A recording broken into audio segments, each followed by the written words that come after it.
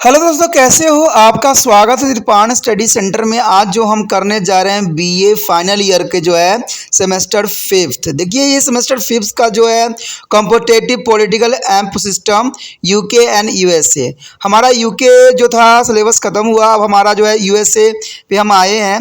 यानी ये fifth semester का है, बीए फाइनल ईयर के बच्चे के जिनके उन्होंने पॉलिटिकल साइंस लिया है। आज जो हम करेंगे फर्स्ट चैप्टर करेंगे ठीक है। ये हमारा यूनाइटेड किंगडम ऑफ अमेरिका के विषय में होगा। अमेरिका के संविधान का निर्माण, making of the American constitution, जो कि बहुत काफ़ी इंपॉर्टेंट चैप्टर है। इसमें हम अमेरिका के संविधान के विषय में जानेंगे कि वहाँ पर किस प्रकार के रूल रेगुलेशन अपनाए जाते हैं और अपने जो है अर्थव्यवस्था को कैसे मजबूत करते हैं, और इसमें जो है पॉलिटिकल पार्टी की अपनी क्या विशेषता होती है। लेकिन ये सब करेंगे तब करेंगे जब हम चैप्टर स्टार्ट करेंगे। लेकिन चैप्टर स्टार्ट करने से पहले एक बात जो मैं हमेशा कहता हूँ, जिसको आपको सोचना भी चाहिए, विचार भी करना चाहिए और अमल भी करना चाहिए, वो ये है कि जब भी वीडियो देखिए पूरा देखिए, क्योंकि अधूरा जानकारी सदैव खतरनाक होता है। साथ में एक इंपॉर्टेंट बात ये भी रहता है, अगर आप पहली बार वीडियो देख रहे हो तो लाइक शेयर सब्सक्राइब करना मत भूलना। क्योंकि दोस्तों, लाइक कीजिएगा तो बनाने वाले का मनोबल बढ़ता है, सब्सक्राइब कीजिएगा तो इससे ये होता है कि जब भी मैं कोई वीडियो डालूंगा उसका नोटिफिकेशन आपको समय रहते मिल जाएगा। और देखिए, शेयर का मतलब ये होता है कि आपके थ्रू ना जाने किन बच्चों को हेल्प मिल जाए, ये आप भी नहीं जानोगे। इसलिए जो है आप शेयर जरूर करो, ठीक है। व्हाट्सएप स्टेटस पे भी लगाओ। दोस्तों, एनएसएस सेंटर जो कई मानने में बहुत से बच्चों के लिए हेल्पफुल है, चाहे वो 8th क्लास हो, 9th 10th 11th 12th हो, चाहे वो एनआईएस बोर्ड के बच्चे हों, ठीक है, चाहे बीए एमए के बच्चे हो, सभी क्लासों के लिए कुछ ना कुछ जो है त्रिपाण सेंटर में उपलब्ध है। तो इसलिए आपके लिए ज़रूरी है कि आप सब्सक्राइब करके इसको चैनल को जो है सेव कर लो, नहीं तो बाद में अगर रिसर्च करोगे तो शायद आपको ये चैनल प्राप्त ना हो। तो इसलिए सोचना नहीं, विचार नहीं करना है, सब्सक्राइब करके जो है अपने पास सेव करना है। दोस्तों, ये तो बात था आपके लिए, लेकिन अब देखते हैं हमारा आज टॉपिक क्या है। इंपॉर्टेंट बात यहाँ पर आता है, अमेरिकन में न्यायिक पुनरीक्षण क्या होती है, यानी जो जुडिशल रिव्यूज इन यूएसए, जो कि हम बार बार चर्चा कर रहे थे, पुनर्निरीक्षण की बात। तो आखिर पुनर्निरीक्षण होती क्या है और इसमें क्या आलोचना किया गया है और क्या महत्व है, इसके विषय में जो है हम यहाँ पर विस्तार पूर्वक चर्चा करेंगे और जानेंगे कि न्यायिक पुनर्निरीक्षण का अर्थ क्या होता है। इसमें फाइनर्स ने साफ शब्दों में इस बात को जो है उजागर करने की कोशिश किया था कि न्यायिक पुनरीक्षण अमेरिकन लोगों की राजनीतिक शास्त्र के एक महत्वपूर्ण देन है। यह सत्य चाहे न भी हो, परंतु इस बात से इनकार नहीं किया जा सकता है कि न्यायिक पुनरीक्षण की प्रणाली को जिन देशों ने अपनाया है उनमें भारत भी शामिल है। अधिकतर अमेरिकन विधि से ही अधिक जो है प्रभावित हुए थे और इस बात को जो है सम्मिलित भी किए थे। न्यायिक पुनरीक्षण का अभिप्राय उस शक्ति से है जिसके अधीन जो है न्यायालय विधान पालिका के कानूनों तथा कार्यपालिकाओं के आदर्शों का जो है अवरोध घोषित कर सकती है। यानी पुनरीक्षण करने का पूरा अधिकार है, चाहे वो राष्ट्रपति द्वारा लागू किया गया हो या आपका जो है कांग्रेस के द्वारा। यानी विधान पालिका कार्यपालिका के जो भी आदेश जारी किया जाता है उसका पुनरीक्षण करने का आदेश जो है इसमें सुप्रीम कोर्ट के पास रहती है। यदि ये जो है संविधान के विरुद्ध हो तो अमेरिका में न्यायिक पुनरीक्षण का प्रयोग केवल सुप्रीम कोर्ट के द्वारा नहीं किया जा सकता है, बल्कि निम्न संघीय न्यायालय तथा राज्य के न्यायालय द्वारा भी किया जा सकता है। परंतु संयुक्त राज्य अमेरिका के संविधान में जो है संबंधित सभी मुकदमे जो है सुप्रीम कोर्ट के निर्णय के अंतिम माना जाता है। यानी सुप्रीम कोर्ट के न्याय जो होती है अंतिम यहाँ पर रखा जाता है। बात यहाँ करें न्यायिक पुनरीक्षण की उत्पत्ति कैसे हुई, तो ये जानना बहुत रोचक होगा कि न्यायिक पुनरीक्षण का जो है अमेरिकन संवैधानिक तथा राजनीतिक प्रणाली की कार्यविधि में इतना महत्व होते हुए भी इनका जो है अमेरिकन संविधान में स्पष्ट वर्णन नहीं किया गया है। न्यायिक पुनरीक्षण के सिद्धांतों की घोषणा जो है सन 1803 ईस्वी में मुख्य न्यायाधीश मार्शल ने किया था कि मरवरी बना जो है मेडिसन्स के मुकदमे में की गई थी, और 3 मार्च 1801 ईस्वी में को राष्ट्रपति एडम्स के जो है मार्वरीज को जो है कोलंबियस के प्रांत में जो है न्यायाधिकार नियुक्त किया गया था, और नियुक्ति संबंधी आदेश जो है मारवाड़ी को भेजे जाने से पहले ही राष्ट्रपति एडम्स की अवधि समाप्त हो गई थी। नए राष्ट्रपति जेफरसन व उनके मंत्री मैडिसन ने नियुक्ति संबंधी आदेशों को जो है मारवाड़ी को भेजने से इनकार कर दिया, जो कि बहुत अलग बात यहाँ पर आ जाती है। इन पर जो है मारवाड़ी ने सन 1789 ईस्वी में 1789 के न्यायपालिका एक्ट की व्याख्या के अंतर्गत राष्ट्रपति के विरुद्ध परामर्श जारी करने की प्रार्थना भी किया था और सर्वोच्च न्यायालय की ओर से न्यायाधीश मार्शल ने अपना मत दिया कि मारवाड़ी अपनी नियुक्ति संबंधी आज्ञा पाने का अधिकार है, पर सर्वोच्च न्यायालय को यह अधिकार प्राप्त नहीं है कि वह उस आज्ञा को मारवाड़ी को दिए जाने का परामर्श दे सके, क्योंकि 1789 के जिस न्यायपालिका अधिनियम के अंतर्गत संविधान न्यायालय के परामर्श जारी करने का अधिकार दिया गया था वह स्वयं संविधान के अनुच्छेद 3 के विरुद्ध था। कहते हैं अगर बात यहाँ पर किया जाए, मुख्य न्यायाधीश के मार्शल ने यह भी कहा कि संविधान जो सरकार के ढांचे की व्याख्या करती है वह स्वयं एक कानून है और वह जो है देश जो है सर्वोच्च न्यायालय तथा किसी और कानून के साथ जो है झगड़ा उत्पन्न करने होने की स्थिति में जो है अवश्य ही सर्वोच्च न्यायालय रहेगा। कहते हैं न्यायाधीश जिन्होंने संविधान की रक्षा करने की शपथ ली होती है, संविधान तथा कानून के झगड़ा उत्पन्न होने की स्थिति में संविधान की धाराओं पर दृढ़ रहेंगे, न कि कांग्रेस के कानून पर। मार्शल ने यह भी घोषणा की कि जो है संविधान तथा कांग्रेस के कानून में झगड़ा उत्पन्न होने की दशा में कांग्रेस को कानून का अवैध घोषित करने का अधिकार न्यायपालिका के पास ही रहेगा।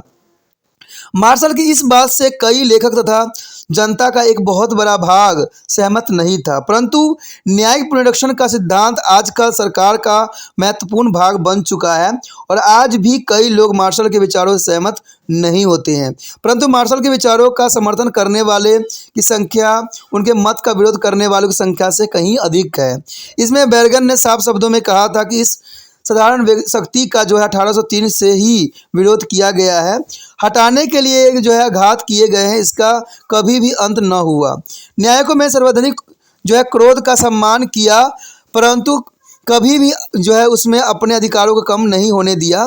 मार्शल ने अपना सिद्धांत लिखित संविधान के अंतर्गत काम करने वाले सरकार की सीमित विधियों शक्तियों पर आधारित करके जो है विधानमंडल की शक्तियों को सीमित किया गया। इसमें मिनरो ने भी अपना साफ शब्दों में बात कहा कि न्यायिक पुनरीक्षण की सर्वोच्च न्यायालय के वह शक्ति है जिसके अंतर्गत कांग्रेस द्वारा पारित किसी कानून अथवा किसी राज्य के संविधान की किसी भी व्यवस्था अथवा कानून जैसे प्रभाव वाले और किसी भी सार्वजनिक नियम के संबंध में यह निर्णय लिया जाता है कि वह संयुक्त राज्य अमेरिका के संविधान के अनुकूल है या नहीं है। न्यायिक पुनरीक्षण के अर्थ को स्पष्ट करते हुए एल्सवर्थ ने भी लिखा है कि यदि संयुक्त राज्य का शासन अपनी शक्तियों की सीमाओं का उल्लंघन करे अथवा संविधान द्वारा असामान्य कोई विधि स्वीकृति करे तो वह अनियमित मानी जाएगी और संघीय न्यायाधीश की निष्पक्षता बनाए रखने के लिए स्वस्थ होने के चाहिए उसे अनियमित घोषणा करेगा, लेकिन दूसरी ओर यदि अपनी सीमाओं का उल्लंघन करे तो ऐसी अवधि को स्वीकृति करे जो संघीय संविधान के अधिकार का जो है आक्रमण स्वरूप हो तो अनियमित होगी और न्यायप्रिय संवैधानिक न्यायाधीश उन्हें जो अनियमित घोषित भी कर सकता है। यदि बात यहाँ पर करें न्यायिक पुनरीक्षण का ढंग तथा प्रभाव की, आखिर किस ढंग से की जाती है और इसका क्या प्रभाव रहता है, तो ये कहते हैं अमेरिकन जनता में एक भ्रम है कि जो है न्यायिक पुनरीक्षण का प्रयोग करने की सही ढंग क्या है और इसका क्या प्रभाव पड़ता है। एक गलत विचारधारा के अनुसार कांग्रेस के प्रत्येक एक्ट तथा राज्य के विधानमंडलों के प्रत्येक एक्ट के कानून बनाने से पूर्व जो है सुप्रीम कोर्ट के द्वारा निरीक्षण किया जाता है, परंतु वास्तविकता यह है कि अमेरिकन न्यायालय उन्हीं मुकदमे का निरीक्षण करती है जिन्हें सामने आए होते हैं, यानी अमेरिकन न्यायालय जो है विधानमंडलों के कानून बनाने से पूर्व परामर्श नहीं देता है।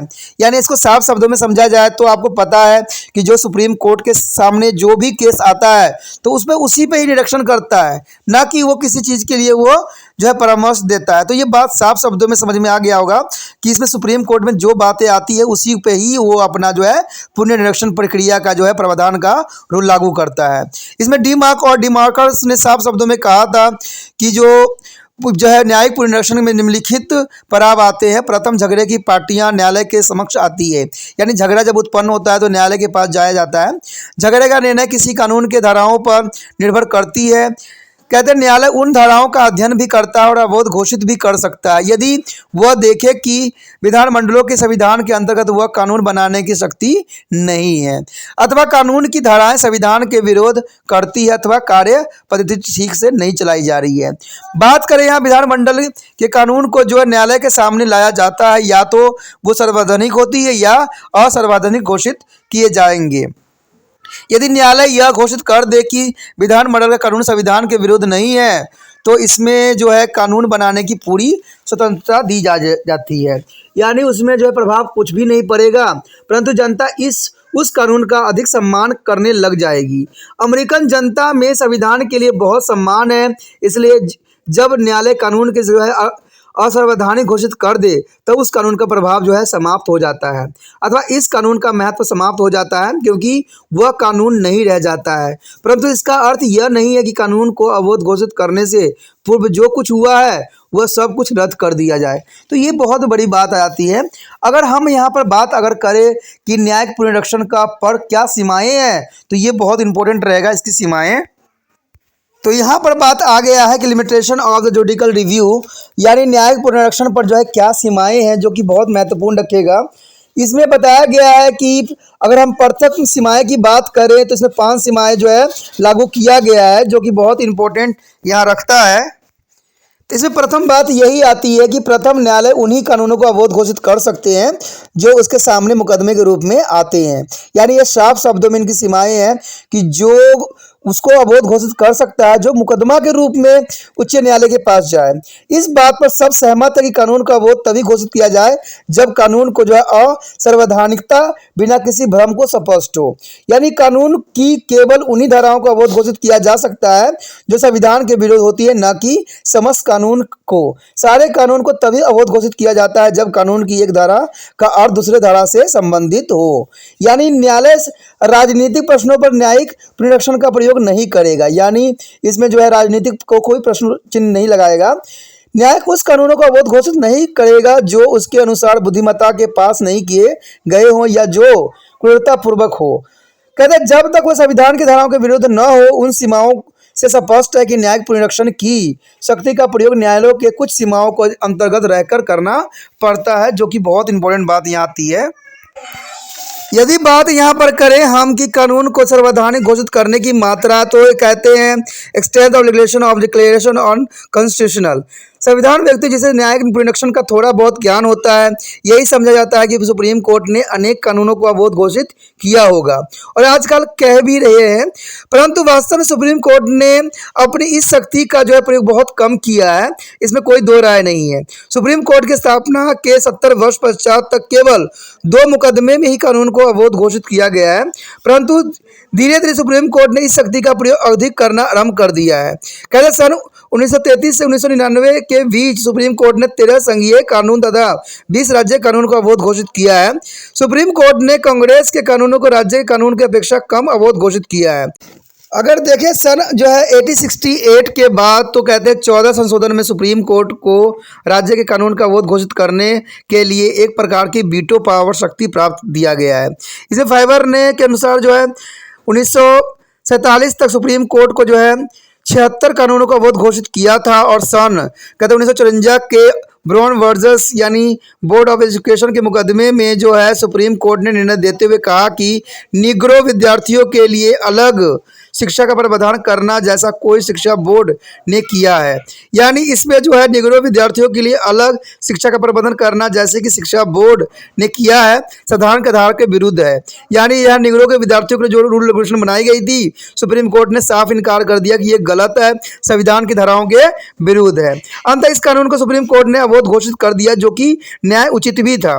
फर्गुसन ने साफ शब्दों में इस बात को कहा था और लिखा था कि सन जो 1965 तक सुप्रीम कोर्ट ने 90 संघीय कानून को अवैध घोषित किया गया था और सुप्रीम कोर्ट ने राज्य के कानूनों को बहुत अधिक संख्या में अवैध घोषित किया भी है। तो इसमें बहुत ही इंपॉर्टेंट बात रहता है। अगर बात हम यहाँ पर करें कि न्यायिक पुनरीक्षण की आलोचना की, तो ये भी जानना जरूरी है कि क्रिटिसिज्म ऑफ जुडिकल व्यू में क्या बात आती है। तो इसमें बात जो यही आती है कि न्यायिक पुनरीक्षण की आलोचना में जो है पहला आता है पॉइंट, न्यायिक पुनरीक्षण की शक्ति गैर संवैधानिक है, यानी न्यायिक पुनरीक्षण की शक्ति की जो है संविधान में वर्णन नहीं किया गया है और सुप्रीम कोर्ट ने इस शक्ति को हासिल भी किया है। इस प्रकार हम कह सकते हैं कि सुप्रीम कोर्ट का जो है न्यायिक पुनरीक्षण की शक्ति का प्रयोग करना स्वयं असंवैधानिक है, यानी इस पर आलोचना जो है वास्तविकता को दर्शाती है। इसमें अगर बात करें आलोचना में तो दूसरी तो यही होती है कि प्रजातंत्र के विरुद्ध, यानी न्यायिक प्रोडक्शन की शक्ति जो है प्रजातंत्र के सिद्धांतों के विरुद्ध है और प्रजातंत्र में कानून जनता द्वारा स्वयं अथवा जनता के प्रतिनिधियों द्वारा बनाए जाते हैं। अमेरिका में प्रत्यक्ष लोकतंत्र के कारण कानून जनता के प्रतिनिधियों अथवा जो है विधानमंडल के द्वारा बनाए भी जाते हैं और विधानमंडल जनता की इच्छा अनुसार कानून बनाता है। अंततः सुप्रीम कोर्ट जो है विधानमंडल के किसी भी कानून को अवैध घोषित कर सकता है। तो इसका अर्थ यह होता है कि सुप्रीम कोर्ट ने जनता की इच्छा को रद्द किया है और इस प्रकार सुप्रीम कोर्ट को न्यायिक पुनरीक्षण की शक्ति जनता की इच्छा पर एक बड़ी सीमा लगा दिया गया है। प्रजातंत्र से जो है प्रभुत्व सदैव जनता के पास होती है, न कि न्यायपालिका के पास। इसके अतिरिक्त अमेरिका में सुप्रीम कोर्ट के न्यायाधीश जो होते हैं राष्ट्रपति द्वारा सीनेट की स्वीकृति से नियुक्त किए जाते हैं, न कि जनता द्वारा चुने जाते हैं। इस प्रकार पुनरीक्षण की शक्ति जो है लोकतांत्रिक सिद्धांतों के विरुद्ध माना जाता है। यदि बात आगे करें हम तीसरे पॉइंट के, जिसमें जो है सुप्रीम कोर्ट का मूल्य कार्य विवादों को निपटना है, तो बहुत इंपॉर्टेंट रहेगा।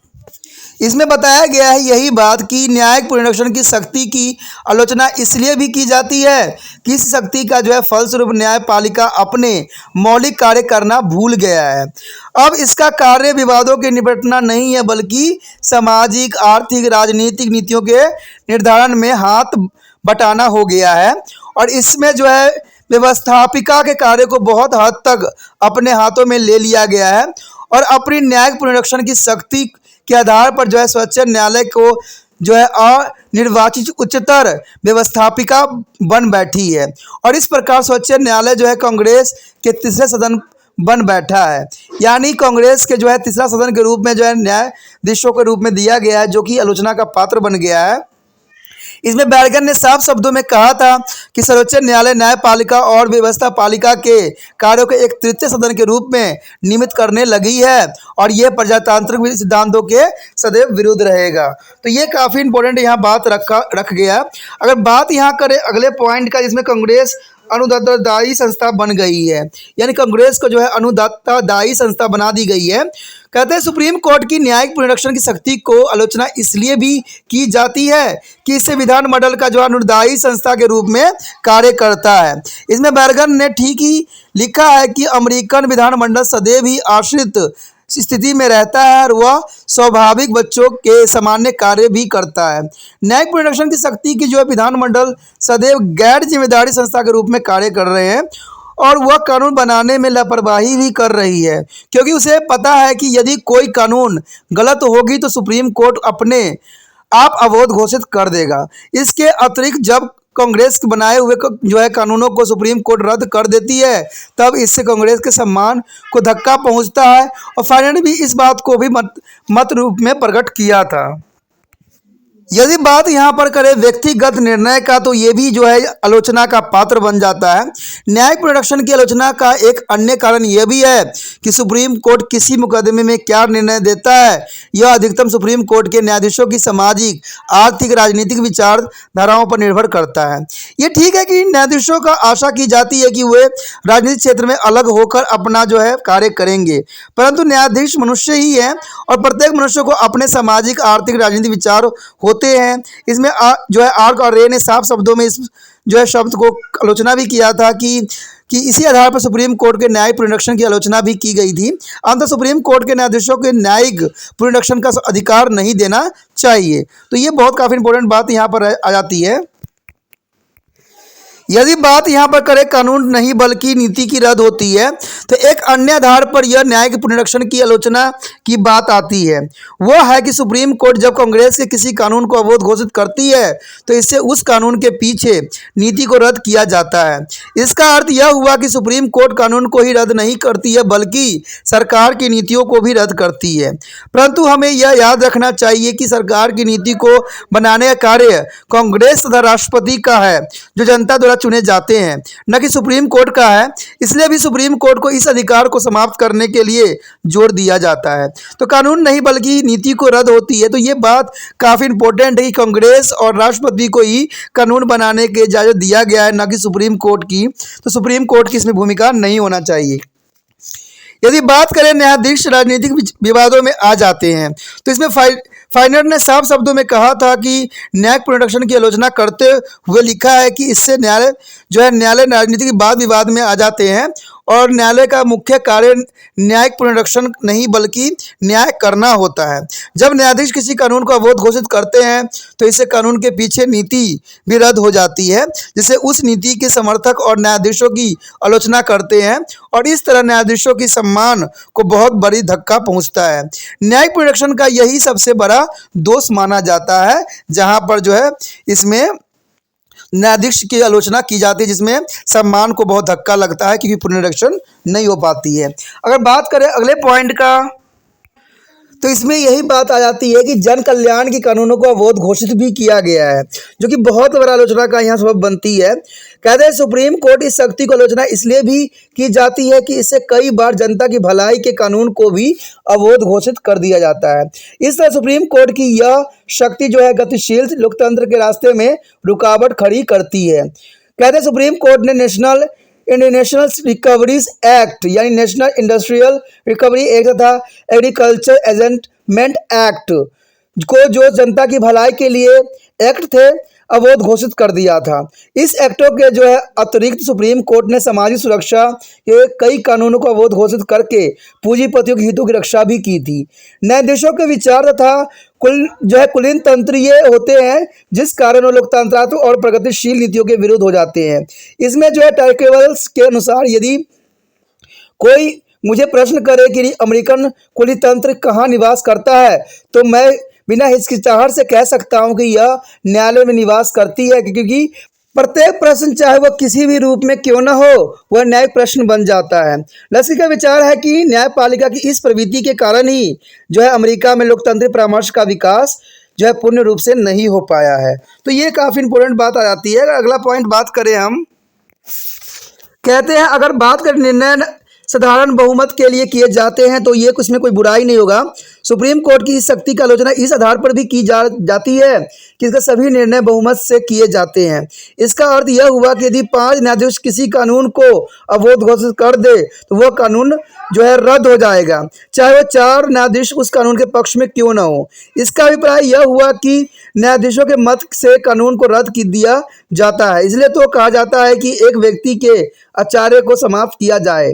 तो ये बहुत इंपॉर्टेंट बात आती है। अगर बात करें न्यायिक पुनरीक्षण का उपयोग का, तो कहते हैं न्यायिक पुनरीक्षण की कड़ी आलोचना की गई है, परंतु इसका यह अभिप्राय नहीं है कि इसका कोई लाभ नहीं है अथवा इसके पक्ष में कोई तर्क नहीं दिया जा सकता है। सुप्रीम कोर्ट के न्यायिक पुनरीक्षण की शक्ति के पक्ष में कुछ तर्क भी दिए गए हैं। तो इसमें पहला तर्क यही आता है कि सुप्रीम कोर्ट की इस शक्ति के पक्ष में सर्वप्रथम यह तर्क दिया गया है कि संविधान के लोगों को अधिकार तथा स्वतंत्रता की रक्षा के लिए कांग्रेस तथा कार्यपालिका के कार्यों पर विभिन्न सीमाएं लगाई गई है। यदि कांग्रेस तथा कार्यपालिका की शक्ति पर सुप्रीम कोर्ट नियंत्रण न हो तो उसे लोगों के अधिकार तथा स्वतंत्रता खतरे में पड़ सकती है और सुप्रीम कोर्ट कांग्रेस के कार्यपालिका को अपनी शक्ति का गलत प्रयोग करने से रोक भी सकती है। यदि बात यहां पर करें दूसरी पॉइंट की, तो यही बात आया है कि संयुक्त राज्य अमेरिका में संघ सरकार की स्थापना की गई है और संघीय सरकार में सुप्रीम कोर्ट के पास न्यायिक पुनरीक्षण की शक्ति का होना आवश्यक है। अमेरिका में सुप्रीम कोर्ट ने संघीय सरकार के राज्य के कार्य में हस्तक्षेप करने से रोका है और इस प्रकार राज्य के अधिकारों की रक्षा करके संघीय सरकार को सफल बनाया भी गया है। इसलिए मुनरो ने सुप्रीम कोर्ट की इस शक्ति का समर्थन करते हुए लिखा भी है कि यदि न्यायालय के कोई भी विभिन्न अंग अपनाया होता है तो अमेरिकन संविधान के 48 एवं 50 है और प्रतिद्वंदी राज्यों के बहुमुखी राक्षस हो जाता है। तो ये बात काफी क्लियर यहाँ पर आ जाता है। यदि बात करें तीसरी पॉइंट की, जिसमें अमेरिकन संविधान शक्तियों के पूर्तिकरण के सिद्धांत पर आधारित है, जिसके कारण कार्यपालिका तथा विधान पालिका के क्षेत्र अलग अलग होते हैं। सुप्रीम कोर्ट ने इस दोनों को एक दूसरे को कार्य क्षेत्र से हस्तक्षेप करने से रोक दिया है और न ही किसी को तनाशाह बनने दिया है। तो इसमें उन्होंने साफ शब्दों में कहा भी था कि न्यायपालिका संतुलित चक्र है, यानी judiciary is the balance wheels of the whole system. यदि बात करें हम चौथे पॉइंट की, तो इसमें यही बात आया है कि सरकार के तीनों अंगों में जो है न्यायपालिका की शक्ति कम है और इस प्रकार बहुत ही कमजोर संस्था माना गया है। न्यायपालिका के ना तो वित्त पर नियंत्रण है और न ही तलवार पर, अर्थात देश के वित्त पर कांग्रेस का नियंत्रण है, जबकि देश की सेनाओं पर राष्ट्रपति का नियंत्रण है। और यह सत्य है कि जिस व्यक्ति अथवा संस्था का इन दोनों में से किसी एक पर भी नियंत्रण नहीं है, वो सदैव ही कमजोर संस्था मानी जाती है। इसलिए यह आवश्यक है कि इन तीनों अंगों में संतुलन लाने के लिए सुप्रीम कोर्ट के पास न्यायिक पुनरीक्षण शक्ति हो। इस शक्ति के द्वारा ही सुप्रीम कोर्ट जो है कांग्रेस पर और राष्ट्रपति पर कुछ नियंत्रण कर सकता है। तो यहाँ पर जो है सुप्रीम कोर्ट का बहुत ही महत्वपूर्ण बात आती है। अगर समझने की बात है यहाँ पर समझना चाहोगे तो एक बात साफ होता है कि आपको पता है कांग्रेस का जो है वित्तीय चीजों पे पूरा नियंत्रण है, ठीक है, और राष्ट्रपति का नियंत्रण जो होता है सेनाओं पर होती है। तो इसमें जो पुनरीक्षण की शक्ति जो है उच्च न्यायालय को मिला हुआ है, तो ये काफी इंपॉर्टेंट बात यहाँ पर आ जाता है। यदि बात करें यहाँ सुप्रीम कोर्ट के 5वां पॉइंट के रूप में, तो सुप्रीम कोर्ट की न्याय पुनरीक्षण शक्ति के पक्ष में यह भी तर्क दिया जाता है कि सुप्रीम कोर्ट ने इस शक्ति का सीमित प्रयोग किया है और सुप्रीम कोर्ट ने उन्हीं कानून को अवैध घोषित किया है जो वास्तव में संविधान के लिए जो है विरुद्ध थे। इसमें फाइनल के अनुसार सन जो है 1947 तक सुप्रीम कोर्ट ने कहते हैं 58,000 निर्णय में से केवल 76 जो है कांग्रेस के कानूनों के अवैध घोषित किया था। अब देखिए यहाँ पर जो बात किया जा रहा है, यानी 58,000 निर्णय थे और उसमें से सिर्फ 76 कानूनों को ही रद्द किया गया। तो इसमें सुप्रीम कोर्ट की कोई यहाँ पर जो है खामियां नहीं निकाली जा सकती। कहते हैं अगर 76 में कुछ खामियां थी तभी सुप्रीम कोर्ट ने इसको निकाला था। तो कहते हैं यहाँ बहुत इंपॉर्टेंट बात है कि सुप्रीम कोर्ट को स्वतंत्रता दी जानी चाहिए और सुप्रीम कोर्ट ही ऐसा जगह है जहाँ पर जो है कांग्रेस या राष्ट्रपति पे जो है ब्रेक लगाया जा सकता है, यानी मनमानी करने से रोका जा सकता है। इसमें जो प्रेसिडेंट विलियम्स ने साफ शब्दों में बात कहा था कि न्यायालय की सर्वैधानिक शक्ति व्यक्तिगत अधिकार तथा सरकार के विशेष अधिकार का प्रमुख रक्षक के रूप में है। तो मिनोरा ने भी साफ शब्दों में ये बात को क्लियर किया था कि न्यायालय के इस महान शक्ति के विरुद्ध कितनी भी असंतुलता क्यों न हो, इसके स्थान पर किसी को भी जो है कार्य योग्य प्रस्थापित नहीं किया जा सकता। Whatever destruction of the may be arise over the court exercise is the great power, there is no workable situation for its. यानी कहने का अभिप्राय यही है कि न्यायिक पुनरीक्षण की आलोचना के बावजूद भी इसको समाप्त करने का प्रश्न ही उत्पन्न नहीं होता है। इसकी महानता दिन प्रतिदिन बढ़ती ही चली जा रही है, तो इसकी महानता कभी कम भी नहीं होने वाली है। यदि बात यहाँ पर करें न्याय पुनरीक्षण की सीमित करने की सुझाव, तो देखिए कुछ सुझाव देना भी जरूरी है इसमें कि प्रपोजल तो लिमिट जुडिकल रिव्यू कैसे किया जा सकता है। कहते हैं न्याय पुनरीक्षण का आरंभ जो है सन 1803 ईस्वी में हुआ था और तब से लेकर आज तक इसकी निरंतर आलोचना की जा रही है। जब कोई बड़े महत्व का सामाजिक कानून सुप्रीम कोर्ट के जो है 5 के जो है विपरीत 4 मतों से अवैध घोषित कर देती है, तब जनता सुप्रीम कोर्ट की शक्ति को कड़ी आलोचना भी करती है। आज अमेरिकन जनता इस शक्ति को समाप्त नहीं करना चाहती है, परंतु इस शक्ति को सीमित करने के पक्ष में अवश्य ही है। कहते हैं राज्य में संविधान को संशोधित करने का हाई कोर्ट की इस शक्ति को सीमित कर दिया गया है और इसे संविधान अनुसार राज्य के हाई कोर्ट उस कानून को अवैध घोषित नहीं कर सकती है जिसके पक्ष में 2 या इससे अधिक न्यायाधीश हो। सुप्रीम कोर्ट के न्यायाधीशों को पुनरीक्षण शक्तियों को सीमित करने के लिए कुछ निम्नलिखित सुझाव भी दिए गए हैं। तो इसमें पहला सुझाव तो यही आती है कि 2/3 मत यानी 2/3 इज अ वोट। सर्वप्रथम सुझाव दिया जाता है कि कांग्रेस के कानून तथा राज्य के विधानमंडल के कानूनों को अवैध घोषित करने के लिए सुप्रीम कोर्ट को 2/3 मत से निर्णय करना चाहिए और इस सुझाव के अनुसार निर्णय साधारण बहुमत अथवा 5 या 4 से नहीं हो सकती है, बल्कि 2/3 अथवा 6-3 से हो सकती है। तो ये बात काफ़ी इंपॉर्टेंट आ जाता है। कुछ लोग का यह भी विचार है कि निर्णय जो है 6-3 से नहीं बल्कि 7-3 अथवा 8-1 से होनी चाहिए, जो बहुत बड़ी बात आ जाती है। इस सुझाव को लागू करने के लिए 3 रास्ते हैं।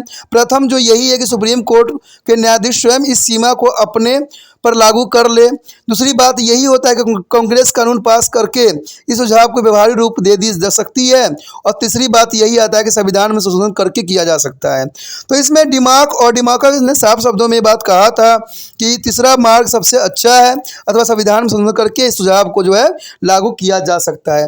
लेकिन बेटेवर जो भी हो, ये तो कहते हैं कानून के लिए जरूरी है और सर्वोच्च न्यायालय जो है महत्वपूर्ण यहाँ पर अपना योगदान देता है।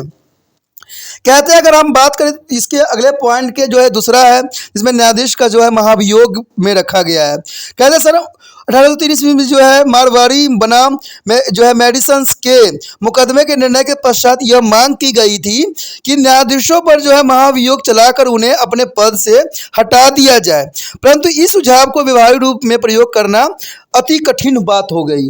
तो इसको ये मुकदमा ने साफ शब्दों में कर दिया गया था, जिसमें मुकदमा जो है मारवाड़ी बना मेडिसन के रूप में किया गया था, जिसमें जो है न्यायाधीशों को हटाने के लिए महाभियोग चलाने की बात की गई थी, लेकिन जिसको रद्द कर दिया गया था। यदि बात यहाँ पर करें हम तीसरी पॉइंट के, तो यही बात आता है हमारे समक्ष कि कांग्रेस द्वारा जो है न्यायालय को तोड़ना। संविधान में केवल सुप्रीम कोर्ट की स्थापना का वर्णन किया गया है, बाकी सभी संघीय न्यायालय कांग्रेस के साथ स्थापित किए गए हैं और कांग्रेस उन्हें समाप्त भी कर सकती है, परंतु डैमेक और डिमार्क ने के अनुसार इस विधि किसी भी रचनात्मक परिणाम की संभावना नहीं रह जाती है। तो इसलिए कांग्रेस द्वारा न्यायालय की तोड़ना सही नहीं रहेगा। बात करें मुकदमे पर सीमित क्षेत्राधिकार का, तो ये बहुत इंपॉर्टेंट रहता है। अगर सुप्रीम कोर्ट ने आरंभिक क्षेत्राधिकार को छोड़कर कांग्रेस उसके बाकी क्षेत्राधिकार को सीमित कर सकती है, तो आरंभिक क्षेत्राधिकार जो है सीमित इसलिए नहीं किया जा सकता है क्योंकि इसका वर्णन संविधान में किया गया है, परंतु इस सुझाव के विरुद्ध यह कहा जाता है कि न्यायपालिका की स्वतंत्रता में हस्तक्षेप है। तो ये बहुत बड़ी बात आ जाती है कि मुकदमे पर जो है सीमित क्षेत्राधिकार जो है इस पे भी रखना जरूरी है। तो ये सब सुझाव है जिसको विषय में आपको जानना भी चाहिए और इसको समझने की कोशिश भी करना चाहिए। यदि बात करें अगले पॉइंट के, तो ये भी बहुत इंपॉर्टेंट है, जिसमें न्यायिक विशेष अधिकार को रद्द करने की कांग्रेस की शक्ति दी गई है। बात यहाँ एक सुझाव यह भी दिया जाता है कि जिन कानूनों को सुप्रीम कोर्ट अवैध घोषित कर दे, कांग्रेस उन्हें कानून को 2/3 जो है मत से अवैध घोषित भी कर सकती है। यह सुझाव जो है सेनेटर्स रोबर्ट एस ऑल फ्लेडर ने दिया था। कहते हैं सन जो है 1924 में राष्ट्रपति का चुनाव लड़ते समय दिया गया था और सन जो 1937 में जो सेनेटर वाटर वियर्स ने इस सुझाव को दोहराया भी था। ये सुझाव संविधान में संशोधन करने के लागू किया जा सकता है, जो कि बहुत बड़ी प्रावधान नहीं है, लेकिन संशोधन करना भी अमेरिकन के लिए जो है बहुत बड़ी समस्या उत्पन्न हो जाती है। अगर बात करें यहाँ 6वें पॉइंट का, तो यही बात यहाँ उभर के सामने आता है कि सुप्रीम कोर्ट को न्यायाधीशों की संख्या में वृद्धि कर दिया जाए। तो ये सुझाव के रूप में है कि संविधान के अंतर्गत सुप्रीम कोर्ट के न्यायाधीशों की संख्या निश्चित नहीं की गई है, इसकी संख्या को घटाने बढ़ाने का अधिकार कांग्रेस के पास है।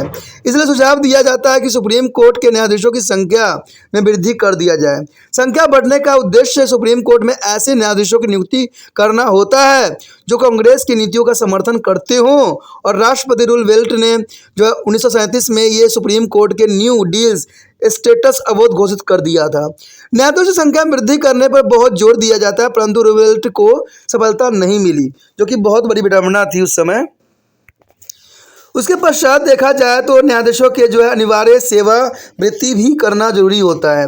बात यहाँ पर आ जाता है कि अमेरिका में न्यायाधीशों को एक निश्चित आयु पर रिटायर नहीं किया जाता है, जो कि बहुत बड़ी विडंबना है।